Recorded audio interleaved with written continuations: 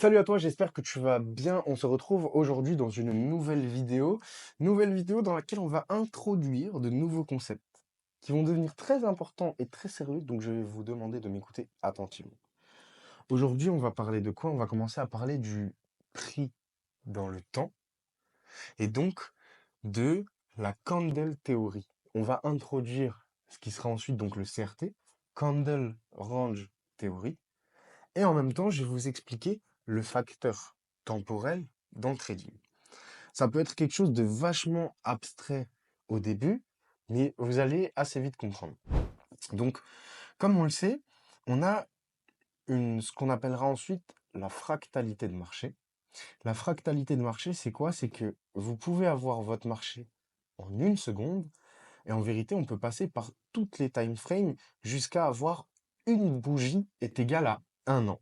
La fractalité, c'est ça, c'est qu'un même marché a toutes les unités de temps disponibles. Ça, c'est la première chose que vous devez comprendre. Et du coup, sur toutes ces unités de temps, chaque unité de temps a sa propre structure et ses propres concepts. Pas qu'ils soient différents, mais en gros, en 5 minutes, tu vas avoir une imbalance. En 1 heure, elle sera sur un autre niveau, peut-être plus grosse, peut-être plus petite. Tu vas monter en daily, elle sera peut-être pas du tout au même endroit. La VG daily, elle sera beaucoup plus basse, en dessous d'un niveau. Tu vois, et ça, c'est la fractalité. OK? Et c'est de comprendre que, par exemple, en M5, M15, on peut être en structure haussière, alors qu'en H4, D1 et plus, on peut être en structure baissière. OK? Ça, c'est important de le comprendre. Et du coup, si tu veux, c'est quoi? C'est de se dire que en fonction de l'unité de temps dans laquelle on est, il y aura une certaine fractalité. Maintenant, du coup, les unités de temps sont basées sur quoi? Sur le temps que va durer une bougie. Jusque-là, vous me suivez. Maintenant, imaginez que une bougie, c'est forcément un cycle de marché. Vous me suivez? Une bougie, c'est forcément un cycle de marché. Mais du coup, sur ce cycle de marché, il est lui-même fractal. C'est-à-dire que si je vais en 15 minutes, on va avoir une distribution 15 minutes. Mais elle ne sera pas la même et ne fera pas la même taille que la distribution qu'on veut mettre en place en 4 heures, en daily, à la semaine, au mois, au trimestre, à l'année. Et c'est là où vous devez comprendre, c'est que chaque unité de temps représente un cycle. Je m'exprime assez doucement parce qu'on rentre dans quelque chose de complexe et c'est là où vous devez comprendre que le prix dans le temps deviendra votre meilleur ami. Et c'est là où je vais vous introduire le fait que vous avez vu les concepts théoriques. Du coup, donc, qu'est-ce qu'on a besoin de voir et avoir comme confirmation pour trader? Ici, ce qu'on va commencer en fait à introduire et que vous allez devoir comprendre, c'est le timing. D'accord? Le timing. Comment je vais vous schématiser ça? Prenons un schéma simple. OK? Le schéma de l'AMD. D'accord? Vous le connaissez tous plus ou moins. On l'a déjà vu ensemble. On prend le schéma le plus théorique qui existe. OK? Donc, l'AMD, j'essaie de vous expliquer ça simple parce que vraiment on rentre dans quelque chose où, une fois que vous l'aurez intégré, ça va littéralement changer votre vision et votre trading en fait, tout simplement. Parce que du coup, donc, on sait que on a la Candle Range Theory. Donc c'est la théorie du temps d'après les bougies de prix. On sait que dans chaque unité de temps, on a un cycle. Un cycle théorique, c'est quoi? C'est comme si on avait un AMD. Par exemple, ici, imagine, je te dis que bah par exemple, ce niveau-là, c'est le prix d'ouverture.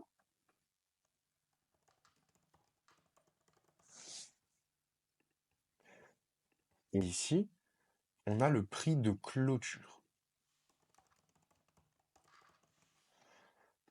OK? Et donc maintenant, nous, on a décomposé le mouvement cyclique qui a eu lieu, mais si je devais représenter cette bougie, elle serait représentée comment?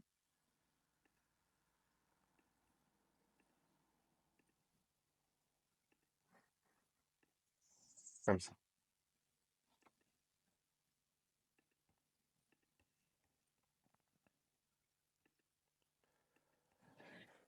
Attention, disclaimer, pour votre compréhension, je vous l'ai expliqué d'après le schéma AMD le plus basique. Ok? Donc vraiment, on est sur un cas d'école et le modèle le plus simple. La théorie des bougies et du coup dans le temps, vous la verrez pas aussi clairement à chaque fois. Mais par contre, c'est plus de comprendre le phénomène qui est derrière ça. Donc, maintenant, si vous devez décomposer ça, ici, cette bougie, on ne lui a pas donné une valeur. D'accord? Donc, en vérité, cette bougie, elle pourrait représenter une minute. Et du coup, ici, ça pourrait être la valeur en une seconde. OK? Pourquoi? Parce que si en une minute, on a voulu monter, dans les 60 secondes qui représentent le cycle de la minute, on a accumulé, vu le prix d'ouverture, capitulé, on est remonté pour réintégrer le prix d'ouverture, réexplosé à l'achat, et avant la clôture de la bougie de minute, le prix a été ralenti. On a terminé un cycle. D'accord? Mais maintenant, ce qu'il faut que vous compreniez, c'est que cette bougie, elle peut aussi avoir la valeur de une semaine. Et en fait, ça veut dire que la valeur de ces tics ici, elle peut représenter un jour. Et donc là, par exemple, introduction, la candle theory à l'échelle de la semaine. C'est-à-dire que vous avez souvent entendu des gens vous dire que, par exemple, le lundi et le vendredi n'étaient pas des superbes journées pour chercher des opportunités d'échange. Mais souvent, on n'explique pas pourquoi. Eh bien, forcément, dans un cycle, on veut forcément accumuler, capituler pour ensuite distribuer. Donc, sur un cycle qui dure une semaine, on n'a potentiellement que 2 jours où on va vouloir distribuer. Tu captes? Et donc, ta candle theory, tu vois, c'est là qu'elle va t'expliquer. C'est que si tu cherches en M1, tu t'en fous de ton billet à la semaine. Mais si, par exemple, moi qui suis day trader, je cherche mon billet à la semaine pour potentiellement ensuite partir en swing sur cette même position, d'accord? Ça veut potentiellement dire, si je devais vous donner on est toujours sur une représentation purement, purement, purement théorique, d'accord? Ça serait du coup, en fait, la première phase de l'accumulation serait le lundi. La deuxième phase avec la création de liquidité, ça serait le mardi. Et en fait, ça voudrait dire que entre mardi et jeudi matin, donc ici potentiellement, on va marquer mercredi, on pose le point haut ou le point bas du marché pour distribuer. On a accumulé, on est en train de capituler. Tu vois, on rentre dans la partie 3 du cycle et du coup le troisième jour de la semaine. Et donc en fait, potentiellement, donc on va avoir entre mercredi et jeudi en fin de journée. Ça peut tirer jusqu'au vendredi, bien sûr, mais c'est vraiment pour vous faire comprendre la théorie du cycle. On peut avoir jeudi, justement, une journée de distribution massive, et en fait, vendredi, un ralentissement du prix. Tout simplement. D'accord? Mais du coup, imaginez maintenant inverser et dire qu'en fait, cette bougie-là, c'est pas une semaine, c'est un mois. Et qu'en fait, ici, du coup, ça serait pas un jour, mais une semaine. Tu vois? Et du coup, ici, on aurait la semaine 1. Entre la semaine 2 et la semaine 3, on poserait le point bas et on engagerait la distribution. Et du coup, sur la semaine 4, donc la dernière semaine du mois, on aurait un ralentissement du prix pour la clôture monthly. D'accord? Et donc ça veut dire que vous allez pouvoir ajouter un timing. Donc par exemple, imaginez, on est à l'échelle où chaque bougie, enfin chaque morceau ici ne représente qu'une heure. Ok? Genre par exemple, la bougie ici représente un jour. Ok? Et du coup, ici, on a la décomposition en une heure. Ça veut dire que sur la distribution daily, c'est dans les premières heures de la journée que je vais pouvoir saisir les meilleures opportunités, si j'ai le bon billet. Tout comme à l'échelle d'une semaine, c'est pas le lundi parce qu'on est dans l'introduction, mais c'est entre généralement mardi et mercredi soir, début du jeudi quand on est en retard, donc sur ce moment-là, qu'on va poser soit le point haut, soit le point bas de la semaine. Ok? Ça, c'est important de le comprendre. Parce que, en fait, ici, ce que je veux vous introduire, c'est que le temps et le timing sont importants. Donc, en vérité, le cycle sur lequel vous voulez changer et du coup, l'unité de temps sur laquelle vous allez vous baser pour lire le marché a toute son importance. D'accord? Et c'est là où justement on commence à ajouter cette notion de fractalité. C'est en fonction de quelle unité de temps je veux rentrer, il va me falloir un certain timing. D'accord? Tout comme par exemple sur les CRT weekly. Donc quand par exemple je veux une bougie comme ça sur la valeur d'une semaine, eh ben généralement c'est en un jour. Tu vois, généralement c'est entre le mardi et le mercredi que je vais réussir à trouver la zone basse pour avoir ma distribution à la semaine. Tu comprends? Et du coup, c'est aussi grâce à cette lecture-là que j'arrive à m'adapter sur du scalping en 5 minutes, mais que je peux aussi monter sur comprendre le billet en weekly d'après les jours de la semaine. Tout comme je peux comprendre le billet trimestriel d'après les semaines et les mois. OK? Et justement, ce qu'il faut comprendre, c'est que par exemple, typiquement, cette théorie-là, elle existe à l'année. Et à l'année, elle se décomposerait en 4 trimestres qu'on va avoir. Et donc, typiquement, quand on parle de chiffres trimestriels, de résultats trimestriels, c'est parce que du coup, on a plusieurs trimestres qu'on a décidé de split sur une année et qui nous font un cycle. Comme par exemple le premier trimestre de l'année, qui généralement est une phase d'accumulation, puisque c'est la première zone. Entre le deuxième et le troisième trimestre, on vient poser le point bas ou le point haut pour engager la distribution annuelle. Donc du coup, tout comme ensuite le dernier trimestre de l'année est généralement un ralentissement pour la clôture annuelle. D'accord?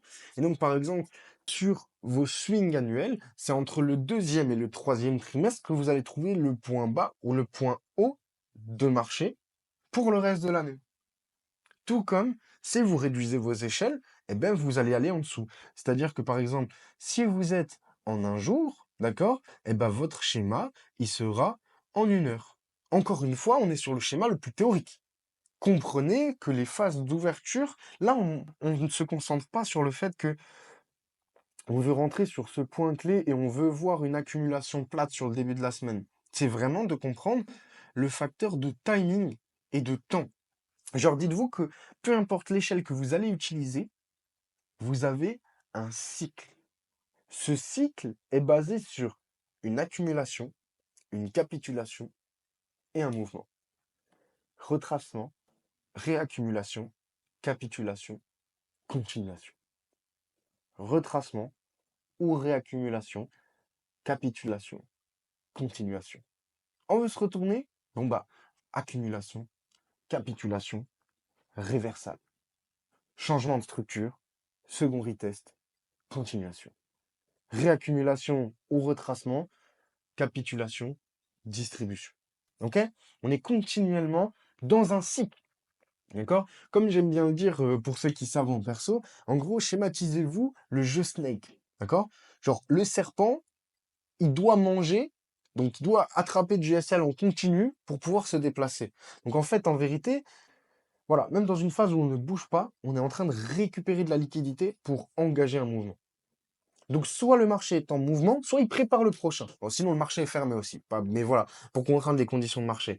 Et du coup, à partir de maintenant, je vais intégrer avec vous le facteur de temps et de timing dans notre stratégie de trading. Parce que c'est ça, par exemple, qui va pouvoir nous permettre de rendre encore plus sniper.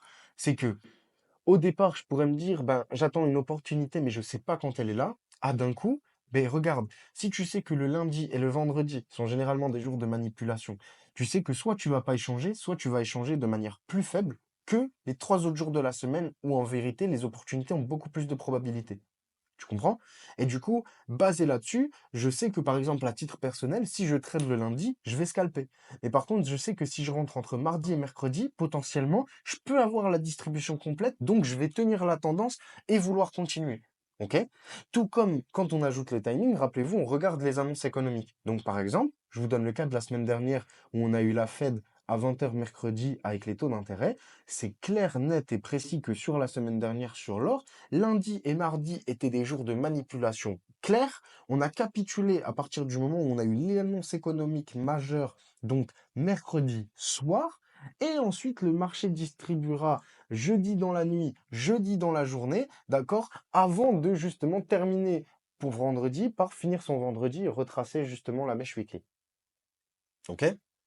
Mais donc à ce moment-là, bah, typiquement avec les annonces économiques majeures qui sortent et la théorie des cycles, tu sais quand est-ce qu'il faut trader et tu sais quand est-ce qu'il ne faut pas trader. Voire même pousser plus loin du coup, je sais que le lundi, si j'arrive, j'aurai pas de distribution majeure. Donc même si j'avais envie de prendre un swing le lundi, je sais d'avance que ça pue la merde. Par contre, je sais aussi que quand je viens préparer mes échanges entre mardi et mercredi, c'est plus les mêmes enjeux. Enfin, pas c'est plus les mêmes enjeux, mais j'ai vraiment des probabilités d'avoir cette fois-ci une distribution complète d'après ma théorie du temps et du cycle. Donc justement, ça va déjà être 2 fois plus intéressant d'être présent, de redoubler de vigilance pour saisir les opportunités et potentiellement, du coup, bah, si je réduis mon risque à 0,25 entre le lundi et le vendredi, tu vois, sur un 0,50 de base, je peux peut-être monter à 0,75 entre le mardi et le jeudi parce que justement, mes opportunités ont beaucoup plus de probabilité d'arriver. Vous me suivez? On va s'arrêter là-dessus et je compte sur vous si vous avez des questions pour les poser en commentaire. On entame des concepts de plus en plus compliqués qu'il va falloir de plus en plus imbriquer avec tout ce qu'on est en train de voir. Donc vraiment, n'hésitez pas à poser des questions. Rejoignez le canal Telegram qui est en bio parce que du coup, sur vos questions, là-bas, je peux vous donner des tips. Je fais des bulles, des vocaux, etc. Je peux répondre à pas mal de questions où c'est un petit peu moins évident que sur YouTube. Donc, n'hésitez pas à faire un retour. Continuez à travailler. Et on se retrouve dès demain pour la prochaine vidéo sur la théorie du temps et plus précisément le CRT. Merci de m'avoir écouté. Excellente journée à vous. Bye.